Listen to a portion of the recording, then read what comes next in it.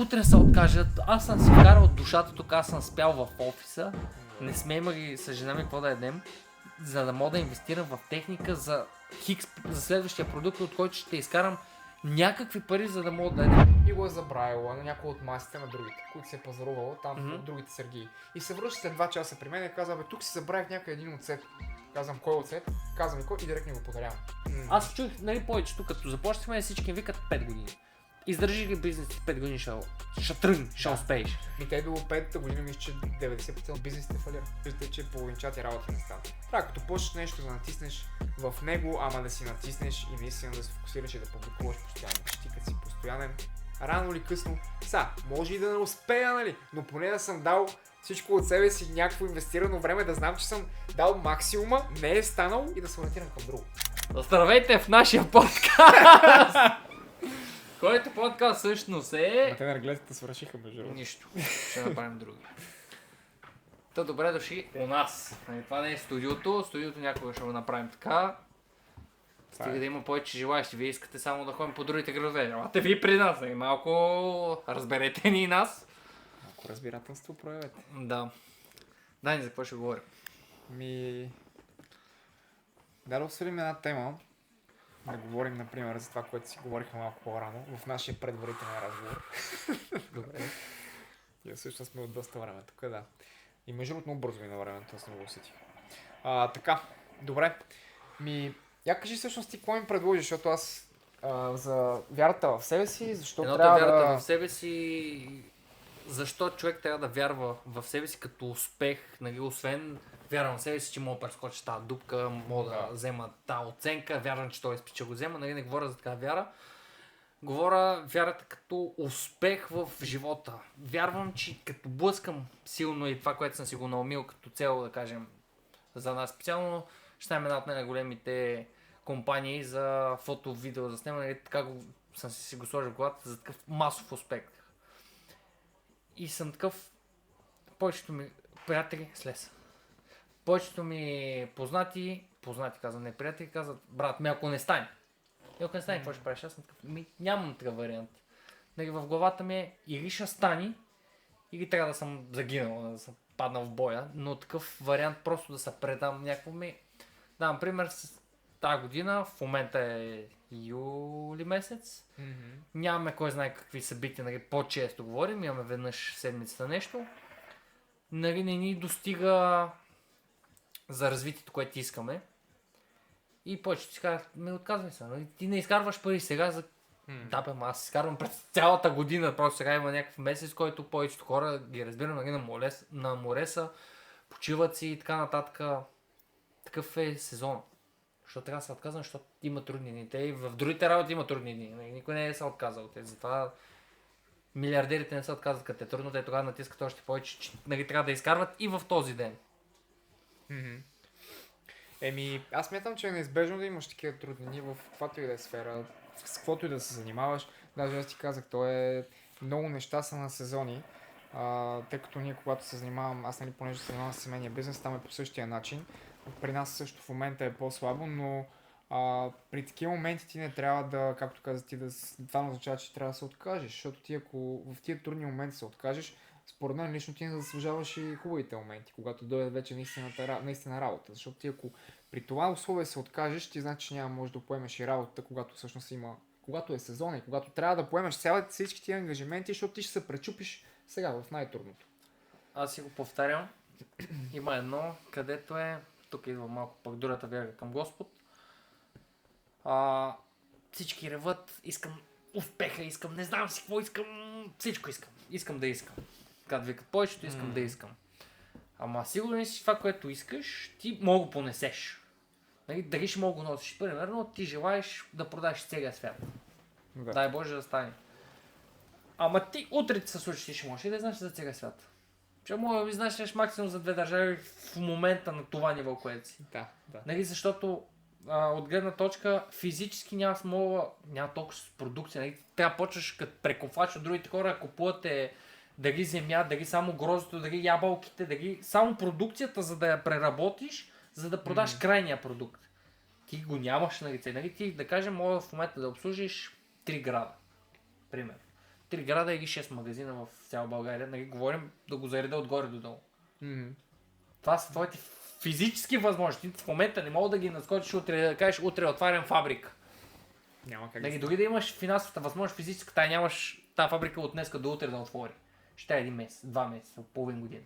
Да, ти нямаш този потенциал да поемеш това, което ти се даде. Точно така. Така че то, някой пък като каже, дай ми ти на мене 10 000 лева и ще видиш какво ще направя, аз ще се оправя.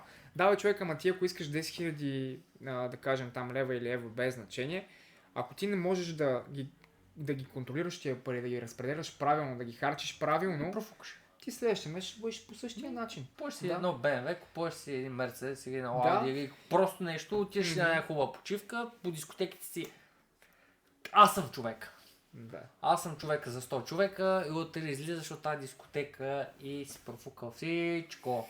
Да. Дали да не е специално за дискотека, Без профукаш значение, по морето, без значение. Ма ти може да профукаш и за хубави неща, според тебе лично, от твоята Да. перспектива. Ама, нали, то не е казано, че са дискотеките си харчиш парите, е нещо толкова лошо. Има Да, моменти, ма в които купуваш можеш да си, си харчиш. купуваш си телефон, купуваш си хубав Да. телевизор, купуваш си PlayStation, купуваш си мечтания телефон, слушалките, не знам си какво, компютър. Ама Да. ако ги вкарваш, нали, в такива неща с идеята, примерно да изкарваш, да кажем, в компютър, окей, съгласен съм. В хубав телевизор, монитор да гледаш подкаста, окей, съгласен съм. Ма си купувам PlayStation, защото нямам време да игра на него. Защото да имам PlayStation. Да. Нали, говоря за хикс момент. Ако си колекционер, купувай. Аз купувам, защото съм колекционер на конзоли, ама. Купувам, защото ги колекционирам нещо, защото по цял ден ще игра на всичките конзоли. Нямам това физическо време. Да. Правилно. Значи в всички тия моменти много е важно и ти как харчиш парите си, тъй като в момента, даже преди малко си говорихме, ти имаш супер много техника. Аз тук ти казвам, продай с техниката и живееш еди колко си примерно години. Ти тия пари, ако си мислил на по-така примитивно ниво и по по-такъв начин първичен, ти тия пари може въобще не ги даваш за всички тия в момента стойки, микрофони. Ти мога в момента да се вика да си ги дал за супер други неща, които примерно повече хора ги дават. Дали било за някаква си кола, примерно мечта на кола, дали някакви дрехи маркови. Ти не пречи пак да си взимаш такива работи. Да. Аз не казвам, нали, Стига да имаш възможността. Стига да имаш възможността и да знаеш къде. Тук също идва и момента, аз там много харесвам да отлагаш удоволствието. Не знам дали си го чувал това. Отложено удоволствие, да. Това е много сладко, защото когато си отмениш в момента удоволствието от някакви такива неща и знаеш, че в дългосрочен план ти тия неща така ли ще ги постигнеш и когато дойде един момент, когато ги постигнеш, ти още повече си благодарен за тия неща. Да, защото знаеш през какво си минал. Нали? Точно така. Бил си в кълта и знаеш, аз тия 10 години ми се скъса еди си кое, разката ми се фамилийката, обаче в момента знам, що е бе. Нали, позволил съм си колата, позволил съм си семейството, позволил съм си почивката, позволил съм си лукса, който имам в момента, тогава го нямах и знам, що го нямах, за да мога да имам това сега. Сега, като си на хикс нивото по-нагоре, почваш да мечташ за следващото. Като викат някои хора за хеликоптер, за яхта, за цяла сграда, нали, никакво значение няма, но просто почваш да надграждат. Нали, стигнал си, мечтал си 3 години работиш, нали, има хора с по-малки мечти, не ги успорвам. 3, 4, 5 години бачка за мечтаната си кола. Тойотка ще бъде, Kia, Шкода, Ауди, BMW, Мерцедес, Макларен, никакво значение. Той човек, това му е мечтата. Примерно да има си къща, има си семейство, обаче иска си мечтаната кола. 10 години кара глупавия Форд там, деца разпада горкички, а той вече е ръждясал, той се предава, ама собственика го не предава. Не го пуска. И той знае, че с тази кола трябва да избута хикс време, за да може да си позволи мечтаната кола. И накрая все пак все пак постига и го прави това нещо. Да. И сметнете колко по-добре, колко по-голямо удовлетворение и удоволствие ще изпита от това нещо, когато той е инвестирал това време, знае тия пари как ги е изкарал, колко усилия е вложил, колко жертви е направил. Другото, даденото нещо ще го пази много. Купува си, да кажем, колата тук специално. Колата няма да я кара като келеш. Ще оценява това, което има, се ни проси. Това мога да го по много по-прост начин. Примерно свързано с фитнес. Естествено вкарам в фитнеса, като тема няма как. Така, вие сте в момента на диета. Искате да пиете една кола, ама с захар. В смисъл не зиро, там кофеин, зиро, калории. Искате една кола с захар просто в момента ви се пие. Добре, ако вие си кажете, няма да пия в момента кола, Но, нали, утре ще направя, да кажем... чакай, че това ме стресна. Какво стана, бе? От нещо се стресна. Да. Нещо видя ли? Нападна го котката. Да. Казвате си, няма да пия в момента кола. Но утре вечерта, ще дочакам до утре вечерта и ще пия кола. Но за да направя това нещо, утре ще направя с 30 минути, примерно повече активност и кардио. Ще жертвам малко от времето си, ще се изпотя малко повече, но на вечерта ще изпия тази кола. Гарантирам, че ти по-голямо удоволствие и щастие ще изпиташ това утре да изпиеш тази кола, отколкото в момента. Защото ще има заслужи си. Ще усетиш. Да, ще усетиш със сетивата си. Аз това баба и дядо на село, нали, като работих повече на село, има дядо си и вика, въди прекопай краставиците и доматите, ще видиш после, че са по-сладки. Така че наистина са си по-сладки. Нали, там са кръв, пот, сълзи, както се каза и хората. Да. Като вкараш, като пипне човешката ръка, друго си е. На полето винаги е било по-вкусно. В смисъл такъв, аз като съм работил винаги някъде на поле, жега, потиш са, нали, такова и като седнеш, примерно... Хляба, домата и сиренето са по-вкусни, отколкото най-скъпото гурме, дето си ходил в ресторант. В ресторант, да, точно. Така че тия неща са много дребни и са много важни. Сега някои хора въобще не ги забравят. Даже някои хора нямат тази чувствителност, защото те са свикнали просто винаги да сдават парите си така... Някои хора не могат да разберат това въобще. В смисъл, ти ако не си го изпитвал, няма как да го разбереш. Това е... Но... ние сме, може би, защото сме живели на село и живеем все още на село. И говорим по този начин, има хора, които... Той селото го знае, там е селото и примерно софиянците, тия са от провинцията. Да бе, ама богаташите ходят в провинцията, човек си купуват палати, да си правят палати, ти живееш в панелката. Ми обясняваш. Нещо в контекста искам да кажа на вярата ми, на Бог, тъй като аз вярвам в Бог. Много хора си казват и примерно се молят на Бог, искам да постигна това. Боже, дай ми жена. Боже, дай ми тази кола. Дай ми тия пари. Искам това да направя. Да, обаче, ако се замислиш, понякога, ако се замислиш от гледна точка на Бог, представи, че си Бог. Той пич иска това да му го дам, ама той готов ли е това нещо да го поеме? Моля да го контролира. Защо да му дам тази жена, като той в момента дори не мога да я задържи тази жена? Аз хубаво ще му я дам тази жена, но той ще се усере, деца вика. Той не знае как да комуникира с жена, няма нужните финанси, няма нужните умения, няма амбиции. Така ли, че ако му я дам, то ще му стане още по-зле, защото ще я загуби тази жена. Има моменти, в които Бог преценя по такъв начин, че не ви дава това нещо конкретно, което желаете, а трябва вие сами да си го извоювате и да го спечелите, за да може вие да го заслужите. Трябва да стигнеш нивото, където... Да. Не може ти да си на най-ниското ниво и да искаш най-скъпото нещо или... Да, буквално най-прости пример за повечето хора, които са играли някакви игри. Искаш ултра рер на брони, каски, оръжие и тем подобно, ти си левел първи. Къде отиваш? Нали трябва да дигнеш левел, да си го позволиш това нещо? Точно това, което ти каза. Ако в момента ние трябва да кажем да изнесем от нашите продукти за чужбина на 2-3 държави, дори една да е, ние няма да се справим. Разбираш ли, няма да смогнем на това нещо. Така че аз в момента дали го искам, може би не точно, защото не сме готови за това нещо. Сега идва и момента, в който ти трябва малко да се надградиш и да излезеш в комфорта и тук идва егото, тук трябва да натиснеш, що пък да не мога. Да, що пък да не мога и да си ядеш въпреки това усилие и да кажеш, ще мога, ще го направя. Нали? И въпреки, че като ти дойде всичкото на куп, ти трябва да се справиш по някакъв начин с него. И тук не знаеш как ще се справиш. Тук идва мъжкото, което жена ми постоянно го повтаря. Ти нищо не знаеш как ще стане, обаче викаш спокойно, ще го измисля. Така, да. Аз с бъкил, не знам, аз съм примерно съм се обатачил, кредити, колата се щупи, трябва пътувам, нямам кола, нямам пари, съм такъв. Тя вече почнава да се пресня как ще оценя с такъв. Ще го измисля. Да. Какво ще мисля аз бабината си? Аз обаче съм такъв. Сещам се, от тук едните инвестиции, от тук не знам си какво, един приятел, услуга. Много е важно да имате приятели. Тук по третия подчертавам да имате приятели. Не познати, приятели. Семейство. Не говоря кръвно семейство. Семейство. Те има само то ще помогне с това, оня с онова, това и знаеш, ти го измисляш. Магият просто го измисляш, а то са комуникацията с приятелите ти, комуникацията с правилните хора, правилната жена до тебе, нали да не... Какво ще измислиш, че нямаш трици в газа си, не мога да закараш на една вечеря обикновено. Това е супер безкуражаващо и ако си с грешната жена, много мога да срине. Както и обратното. Да. Също има и много жени, които са... Те са хъсларите. Жените натискат, мъжа е хрантутник. Му викат и ги търте и такъв. Къде ще ме водиш? Къде ще ходим? Тя жената, примерно, иска да излезат, имат годишни на нещо, кара го, хайде да излезем, не знам си къде. Аз ще не ме се занимава с твоите глупости. Да. Без съм ме извика, къде ще ходим, ще събираме фейс, кой бар ще пием с момчета, ако искаш ела. Бати мъжкара. Има и такива случаи.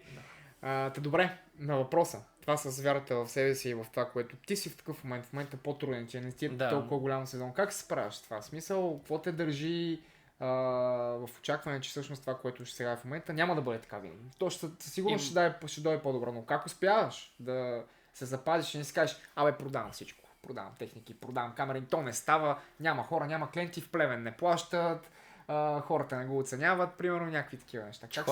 Че хората не го оценят, защото си мислят, че труда е горе-долу. Всичко вади в момента телефон, последния модел няма значение какъв е. Това ще снимаш. И снимаш и си викат, че аз съм фотограф, аз съм видеограф. Да, до някъде сте прави, но затова нямаше да съществуват тия другите работи, ако беше толкова лесно. И аз така си мислех лично, казвам го с ръка на сърцето. И аз мислех, взимам един телефон, взимам една камерка, най-обикновено нещо там, 200-350 лева, фотограф. Долна лъжа. Нищо не е така. Като инвестираш без да преувеличавам, първите ти 10 000 в техника и тогава разбираш, че тия 10 000 едва се отраскал повърхността на това, което искаш да бъдеш. Те първа започва, да. Това, което казах и на Дани, вече сме с малко по-хубави микрофони, студийни специално. Малка инвестиция, малката инвестиция, без да преувеличавам, са 2000 евро.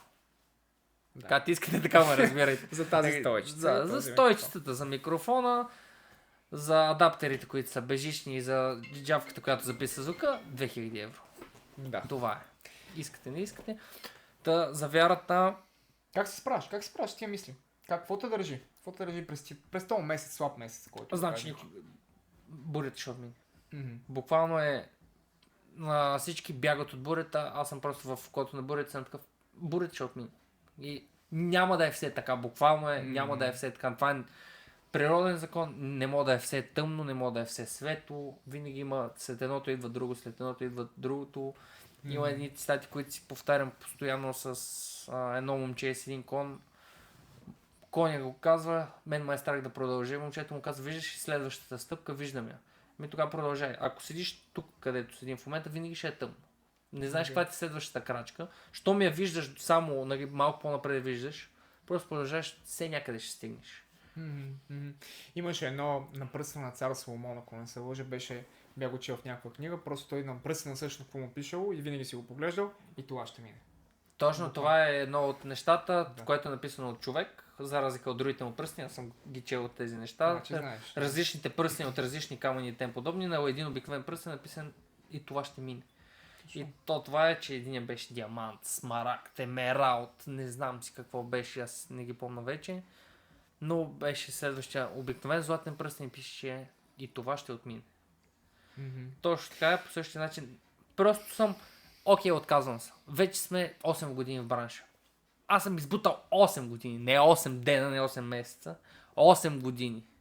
Как просто е така, ще се откажеш? И утре се откажат. Аз съм си вкарал душата тук, аз съм спял в офиса. Да. Не сме имали с жена ми какво да ядем, за да мога да инвестирам в техника за следващия продукт, от който ще изкарам някакви пари, за да мога да ядем. Значи аз инвестирам абсолютно всичко, което имам в момента, за да мога да се включа в Хикс проекта, защото примерно тогава са ми гипсаки брошки, най-обикновени микрофони. Но клиента не ще, защото иска перфектен звук. Аз не мога да го подсигуря. Това ми е липсвало. Ми инвестираш там те тогава бях 500 лева. Инвестираш 500 лева в едни микрофони, които работят, не говоря просто да купа едни най-обикновени микрофони там за 100 и после да не ги ползвам и да купа още едни за още 1000. Добре. Но биг бизнес. Биг бизнес. Между другото, този човек не ме дразни. Не бе, един човек, както и да е, да, от бизнеса, в смисъл иска една поръчка, но той много звъни, бе. И гледай кое време звъни, 9 и нещо. Какъв е проблем? Ма днеска говорих с днеска 2-3 пъти вече. Бизнесът денонощен, Дани. Работим денонощен. Ма имаме лично време в крайна сметка, и ми е писано, чули преди малко. Сега ми звъня, писа ми на iMessage. Значи, ако не работим, ако телефонът се дига, Instagram, Facebook, имейл, TikTok, и съобщения, Viber и WhatsApp. Така че няма да се притеснят. Нали, само не звънете в 3:30, защото си помислим, че някой ще умира, така че моля ви. Има и такива случаи в крайна сметка, но... Миналата седмица една жена ни беше писала за една сватба в 3:30 сутринта. Аз сутринта ставам, аз първо не знам на кой свят съм, защото трябваше да пътуваме за Стара Загора. И поглеждам, здравейте, еди си какво, търся фото и видео за еди си коя дата, за еди си кой град. 3:30 или 4 беше аз. Не се е спал на жената. Тази жена сигурно се е притеснила такава, че няма фотографии и ма изненада, че той е за до година. Той е за до година. Той е за до година, обаче сега се е преценила и се е сетила в 4 часа жената ми са такъв леле. Няма лошо, ама. Хубавото, че не звънява. Да, тя ти пише, пише.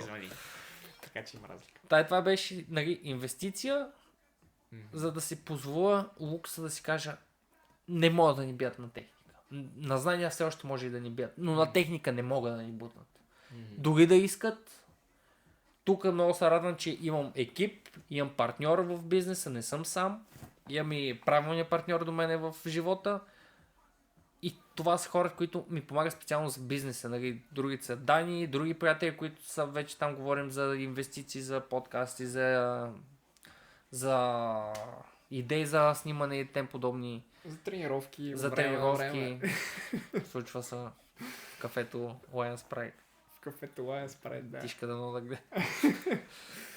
Но това нали, не мога да се откаже. Аз съм вкарал сърце, душа и главата си и всичките си пари в нещо и накрая просто с цензура и без цензура да му се изцвъкам отгоре. Това да си плюя сам на себе си. А и друго нещо много важно, което предполагам, ти го каза от някъде, но е хубаво да се конкретизира. Ти това нещо, което го правиш цялото си, не ти го харесваш. Ти го аз си харесвам работа. Ти ако не го харесваш това, да си се отказал. Не, аз си харесвам много работата. Да. Ние с колегата, аз започнах, много обичах като дете, просто да снимам. Излезе сме с някъде с приятели, ние не правим някакви глупости, играем в футбол, замергаме с камъни, скал, шавали, просто вадя телефона и снимам.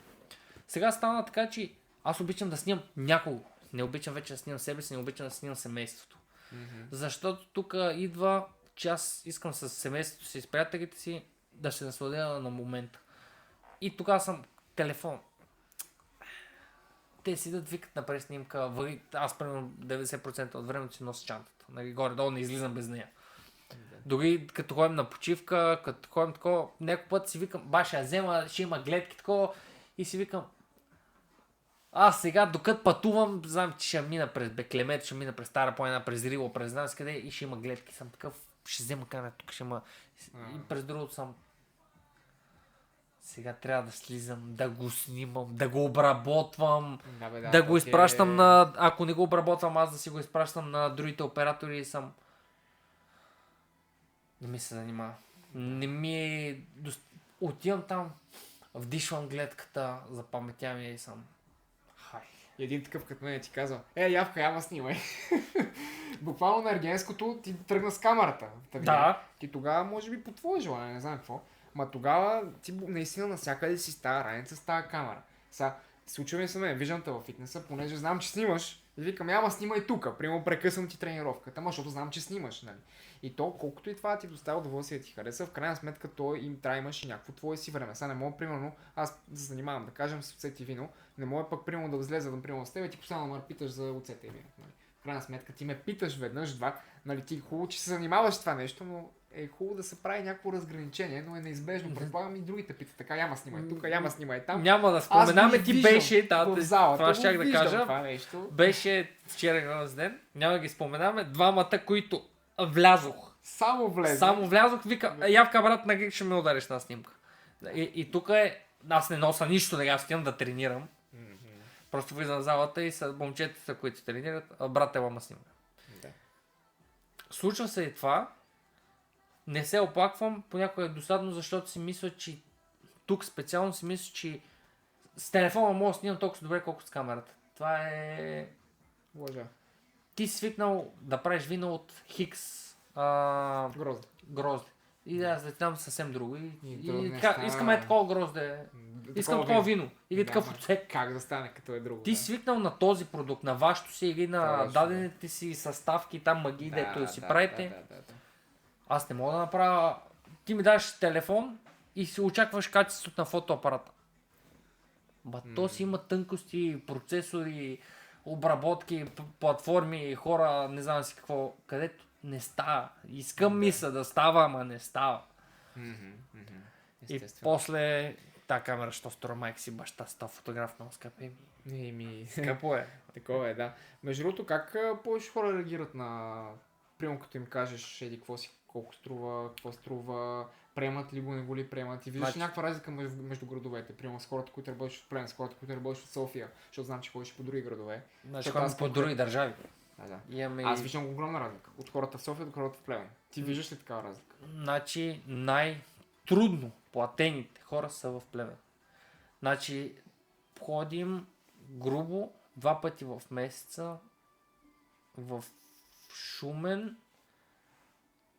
и малко над Шумен. Стара Загора ли каза нещо? Едното беше в Стара Загора. Не, имаме си едни фиксирани, които са буквално тази седмица ти си правиш кръщене, другата седмица еди си кой си прави кръщене на детето, след това си прави следващия, така са навързали, ние ходим, така сме фанали една групичка, сега ми избяга до Варна, Добрич. Миналата година ни се наложи в Добрич, бях 2 месеца през една седмица. Аз това Плевен Добрич ми беше седно тук да се отида до село. Може би се е натрупвал с хората, примерно ти правиш, да кажем, едно снимане на едно кръщене, те казват, човека си заслужава препоръчвата на друг приятел. Точно така беше. И другото е на хора от Варна, от Добрич, имаме някой човек от София, от Стара Загора и на други градове имаме от Пловдив. Излизаме по-ефтини, дори с транспорт. Някои хора ни питат, главно говорим за сватбите, да ни платят горивото, ние не държим да ни плащат хотели и тем подобни. Някои държат, ние държим само просто транспорт. Излизаме и целият ми екип, всичките да се дигнем, да ни платят транспорта и да се върнем и излизаме 2 пъти по-ефтини от другите. И аз съм си направил цялостно проучване на абсолютно всичко в цялата държава. Всеки един град, групо от големите съм ги проверил, като ценоразпис. Ами не сме най-ефтините, ма не сме и най-скъпите. Някъде по средата сме, златната среда сме намерили. Има и по-ефтини от нас, има и по-скъпи от нас. Но сме го конкурирали от гледна точка, най-скъпите от нас са най-скъпи, от гледна точка човека го снима най-известните. Галена, Преслава, Азис. Или другото е, той е в бранша от 15 години. Да. И той има някой, което се е изразило, вече се е вписал в историята като оператор или фотограф, няма значение, но по нищо не отстъпваме главно на апаратура. Сега на знания най-вероятно ни бие все още повечето хора, ни бият, защото 15 години в бранша, си 15 години в бранша. Да. Познание най-вероятно баща ти все още знае повече за виното от тебе. Естествено. Това са неоспорими факти, времето те учи на всичко. Но бих казал, че сме от... Сега директно си казвам, едно видео, което се снима, да кажа, за 1 час, струва между 80 и 100 евро. Буквално имаме и от тук от града, имаме от други градове, казват, това е много ефтино. Дори казва човек, това са много пари. И то е разни хора, разни гадяги, не мога да угодим на всички, обаче говорим, викат ни фирми. Едната фирма беше в Русе за таксита.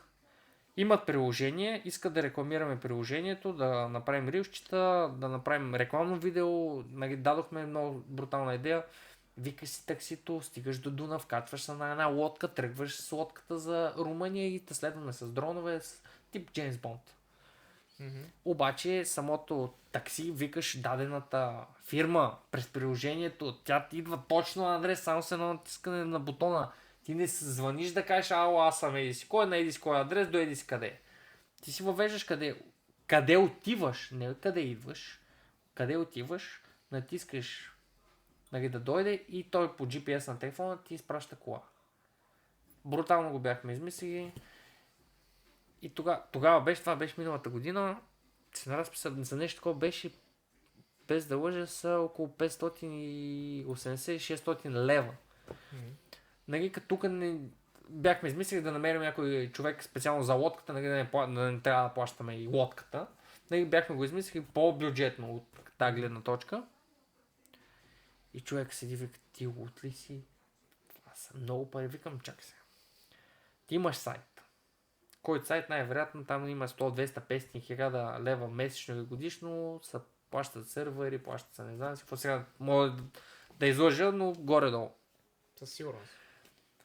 После имаш приложение, това приложение се поддържа, те ти плащат и за приложението, ти също плащаш за приложението.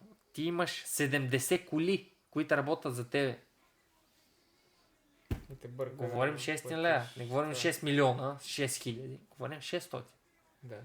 Няма да споменам кой. Един мъж от фитнеса иска фотосесия. В фитнеса. Аз викам, окей, щом няма да е в студиото, викам 80 кинта. Викам, аз си донеса абсолютно всичко, бяхме говорили с Тишо, няма проблеми. Евро, лево? Лево. И човека ми каза, виде, има бизнеси. По ще го каза, да не е тук. Мога ти го плата на 4 пъти. На 4 пъти. 80 лева на 4 пъти.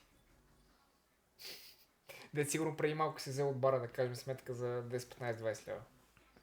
Примерно. Мигах като гърмян и съм такъв, окей, викам, хайде, от мен да мини. Да, И на това сме съгласни. Добре, да. В фитнеса познаваме се, няма да избяга, града е малък, България е малка. Да, бе, що не приемеш канал? Да, просто голяма работа за мен, портфолио, ще му свърши услуга, да, викам си, окей, може наистина да не може. Свидише му се да дойде просто да го снимам. Звъна му, днес ще снимаме, да бе, след един час ми звъни, брат, няма да стане. Не говоря, че този човек е примерно като тебе трябва пато нон-стоп, това му е работа, работи в Visualcom. Еми виж сега, това, което забелязвам аз е, че ако един човек в едно отношение, в една сфера е такъв, и в другите е такъв, съгласен. Значи просто такъв човек, първо, че почва да се пазари с тебе, може ли на няколко пъти, второ, че не се явява, това ти е достатъчна причина вече ти следващия път да не се съгласиш, в смисъл да го снимаш. Аз съгласявам от гледна точка, че развивам портфолиото си все още и другото. Колкото не, хора сме се тая. Да, естествено. Ще ме излъжиш батия пари, ще ме излъжиш и утре няма да снимам. Голямата работа, аз съм си направил снимките, аз ще ги ползвам. Това е. В крайна сметка ти не правиш всичко за пари, защото аз тебе са те виждам миналата година, имаше по-миналата ли. Беше известно време, идваше във фитнеса, снимаше си хората. Дори не знам дали някой ти е плащал за това, ти ще дори не ти е плащал. В смисъл, ти просто си идваше на свое си така желание и си снимаше. Едно си гледаш портфолио, друго, че да съответно да можеш да видиш и да те видят другите хора. И това стана в ден днешен, като влезеш в фитнес, всеки да знае, че ти снимаш. Него пича, кой снима. Да.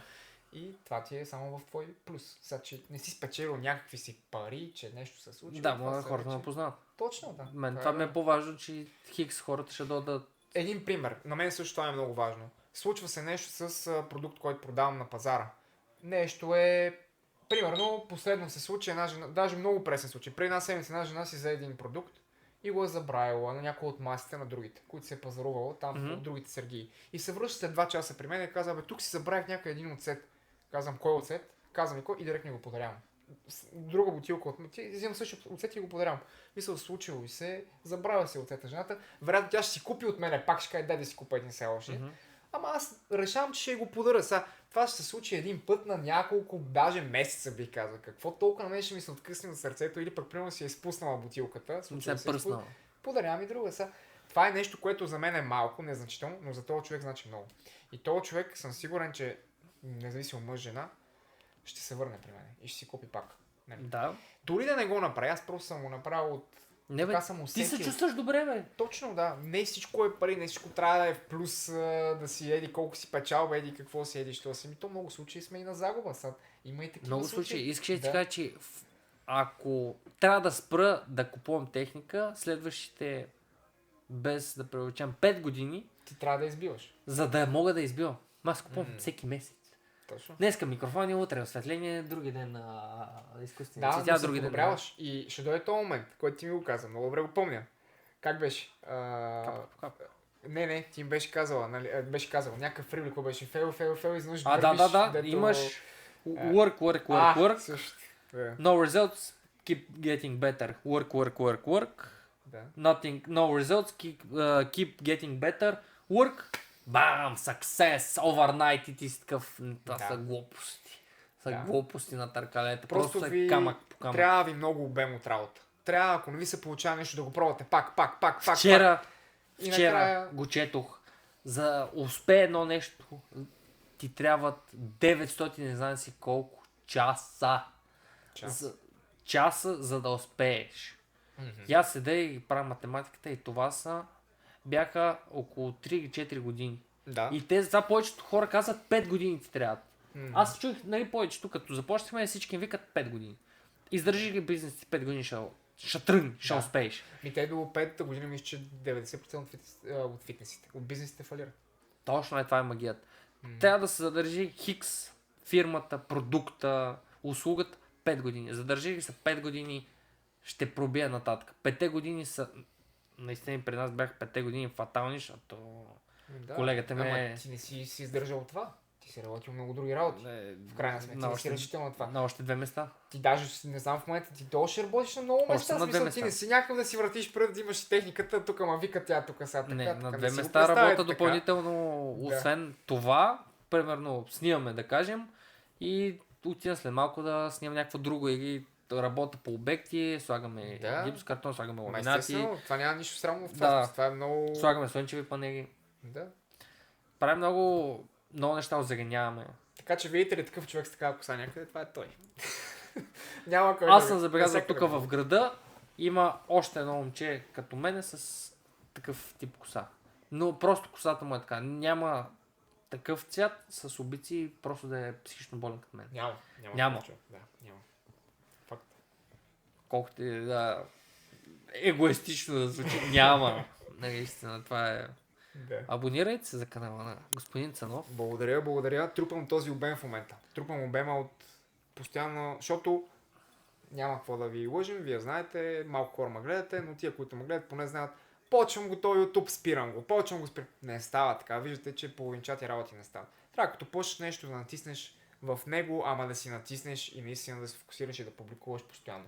Алгоритмите ти много добре знаеш, аз това научих. Алгоритъма си знае, че ти като си постоянен, рано или късно, може и да не успея, нали, но поне да съм дал всичко от себе си, някакво инвестирано време, да знам, че съм дал максимума, не е станал и да се ориентирам към друго. Нали? Ако така стане. Знам, че си говорихме, че няма план Б. Не, нали, давам ти веднага те игра на контра. Знаеш какво значи, когато даваш 100% и се провалиш? Какво значи? Не си дал 100%. Добре, може и така да е. Значи 100% значи, тук говоря от опит. Прибирам се от едната работа, отивам да снимам. Говоря ти, примерно, прибирам се 3 часа, 4 часа, аз съм излязъл в 7, в 8, съм излязъл за едната работа. Прибирам се към 4, правя се тренировката, 5 часа отивам да снимам. От 5, да кажем, до 9 снимам. В 9 часа се прибирам, виждам си семейството и като заседна на ония компютър оттатъка и очите ми изтекат, защото аз ставам в 2. Говорим. Това, което съм снимал в момента, се обработва. Идеята, примерно, която съм обсъдил с тебе, аз трябва да плана графика и самата идея да ти я представя като клиент, дали си съгласен. Тук с виното ще направим това, ще направим как го бутилираш, не знам си какво. Самата идея ще ти я представя по такъв начин, че да ти хареса, нали, ти да си го визуализираш. Това е за тебе. Следващия е с обувките. Другото беше за Nike, другото беше за Asics, съм такъв. Тия хора трябва да ги впечатля, говорим за някакви световни марки. Това кварталния. Трябва да го дръпнем по някакъв начин тия хора. Трябва да го представя и топ идеята. Обаче в същото време работя с партия агенция. Там създаваме подкасти. Имам други частни събития, където са по стадиони, футболни матчове, боксови матчове, тем подобни, дискотеки. Тя хода да снимам. И това всичкото, примерно, трябва да се случи днес. Между другото се оправят договори с клиенти, пакети, други услуги, плащанията, които се извършват. Аз през другото време няма кога да го правя. Трябва вечерта да седна и да го смятам. Нали, партньора ми съм го нагърбил да обработва. Ако аз нещо не мога да обработвам предишните подкасти, не мога един имам и монтажист. Имаме сватби, кръщет, аз нямам физическото време да го обработвам. Партньора ми ги обработва. Аз не мога да се нагърба и с това, нали, затова той ми е страшният гръбнак от към тази гледна точка да буквално да върши по-мръсната работа цялостно зад компютъра. Нали. Аз съм пред камерата, той е всичко от камерата нататък. Нали, той е обработването, то е едита, то е звука, пак едит и така нататък. Аз съм пред камерата до подписването на договор с клиента и вече като оператор да заснемам. Оттам нататък са цегаме екип назаде. Това е важното да имаш екип. Важно е, много важно да имаш екип. Аз повтарям едно нещо и ще си продължа, си го повтарям, мисля си го татуирам. Колко далеко мога да стигнеш с една лодка? И колко бързо? Нали тръгват равно лодка и кораб. Кое ще стигне по-бързо до дадена дестинация? Който има посока. Не, лодката ще стигне по-бързо, защото тя е по-малка и се движи по-бързо. Тя е лека. Да, но пък не е толкова устойчива. Точно така. Една буря и пада. Да. Но кораб... И не може да стигнеш далеко, защото сам човек колко ще гърбеш, ще спреш по-навременно. Кораба се управлява от екипаж. Кораба къде може да стигне? По сега свят. Доказано е, че кораб е обикалял света. Да. Кораба се управлява от екипаж и една буря не мога да го оплаши. Да. Важното е наистина да имате екипаж в живота си, с който да се движите из бурите, не да сте една платноходка самичък. Има много хора, които са успешни сами и по-скоро казват, за мен по-скоро казват, че са сами. Не смятам, че са сами. Сега не искам от всички сутрин, обед и вечер ровим по телефоните в едни определени платформи. Създателите казват, че са успели сами. Това е невъзможно. Той има толкова с програмиране отзаде, че за един човек поне за мен, моята глава не мога да побере. Сега повечето компютърни IT-та мога да кажат, че да, що не. Може и сега с изкуствен интелект да е по-лесно, но... Въпреки това няма как да успееш сам. Винаги има хора, които са ти помагали, които ти може сам да си инициирал нещата и да си правил, но ти сам всичко да направиш, ти ще стигнеш до едно ниво и вече до там нататък. Нямаше развитие. Няма. Фиксираш се до тука. Ние не сме роботи, бе. Ние имаме лимит. Ние не можем. Той робота има лимит. Даже и робота има лимит. Да, и робота има лимит. Така че... Като си му задал едни параметри, той работи с тия параметри. Той не може да излезе извън тях. Да, именно. Така че всичко се случва с хора. Това е истината. Всички се бият в гърдите, аз съм обикновен човек, като всички останали. Просто Боро първи каза една важна приказка. Разликата е, всички са мишки, а разликата е, че аз съм мишка, деца труди. Това е добро. За първи път го чувам. Има една песен, много е такова. Не беше точно така изречението, но всички са мишки, но разликата е, че аз съм мишка, деца труди. Да. Така че бъдете мишки, които се трудите. Това е посланието. Да, бъдете мишки и се трудете.